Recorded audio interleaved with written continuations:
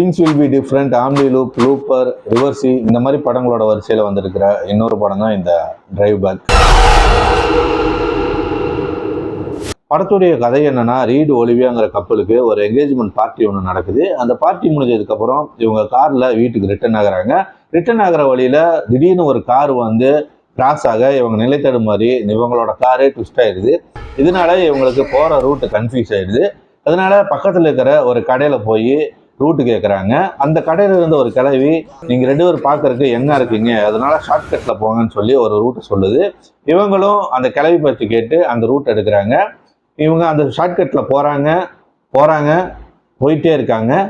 போகிற வழியில் இவங்களுக்கு ஞாபக மருதி வர ஆரம்பிக்குது. இவங்க பேசினதே திரும்ப திரும்ப பேச ஆரம்பிக்கிறாங்க, பார்த்ததையே திரும்ப திரும்ப பார்க்க ஆரம்பிக்கிறாங்க. இந்த நிலையில் இவங்களை கொல்றதுக்கு ஒரு சைக்கோவும் வந்துட்டு சுற்றிட்டு இருக்கான். இதுக்கப்புறம் இவங்க எப்படி இந்த இடத்துல இருந்து வெளியே வந்தாங்கிறத இந்த படத்துடைய மீதி கதை.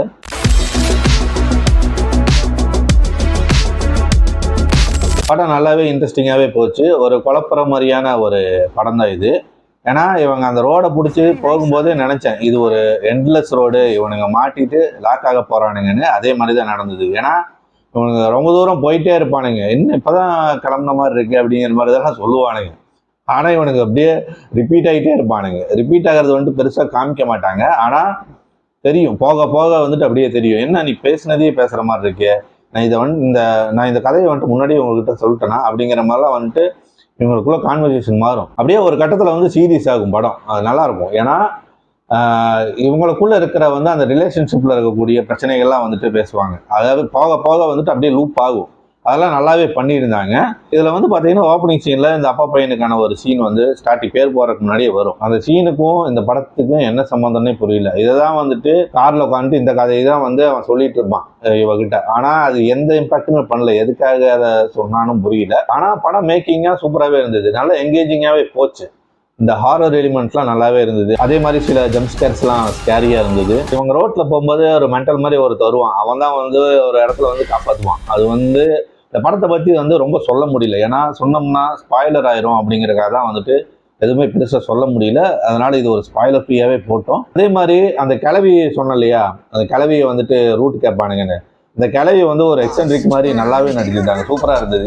இதெல்லாம் பார்க்கும்போது இந்த கிளவி கிட்ட போய் ரூட் கேட்கறது இதெல்லாம் பார்க்கும்போது வந்து ஒரு ஸ்லாஷர் படம் மாதிரி இருக்கும் அப்படின்னு தான் நினச்சேன் நான். இந்த ஜான்ராவே பார்த்தீங்கன்னா ஒரு மாதிரி ஒரு ஹாரர் ட்ராமா மாதிரி தான் போயிடுச்சு. ஏன்னா இவங்களுக்குள்ள இருக்கிற பிரச்சனைகளை தான் வந்துட்டு பேசுது படம். இவங்களே பிடிச்சி வச்சு ஒரு சைக்கோ வந்து கொல்ல போகிறான் இவங்களை. இந்த குதூகலத்துலேயும் இவனுக்கு பார்த்தீங்கன்னா அஃபையர் இருந்ததுன்னு இந்த நாயமெல்லாம் பேசிகிட்டு இருக்கானுங்க. ஏன்னா தப்பிக்கிற வழியை பார்க்காம என்னடா பண்ணிட்டு இருக்கீங்க.